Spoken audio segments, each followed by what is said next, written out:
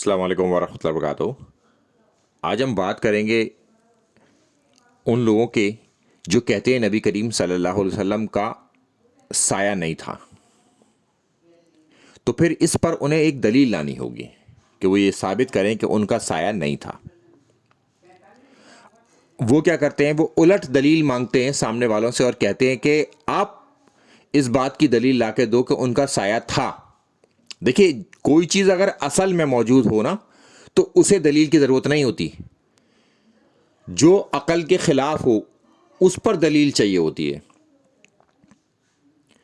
کہ ہر چیز کا ایک سایہ ہوتا ہے۔ اگر آپ کلیم کرتے ہیں کہ گنبد خضرا کا سایہ نہیں ہے، تو اگر نہیں ہے اس کا سایہ تو دلیل لائیں کہ یہ ہے ہمارے پاس دلیل کہ اس کا سایہ نہیں ہے، چونکہ ہر چیز کا سایہ ہے، ہر چیز کا سایہ ہے۔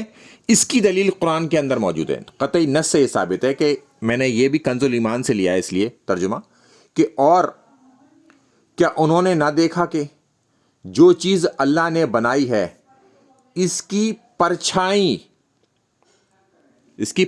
ہے۔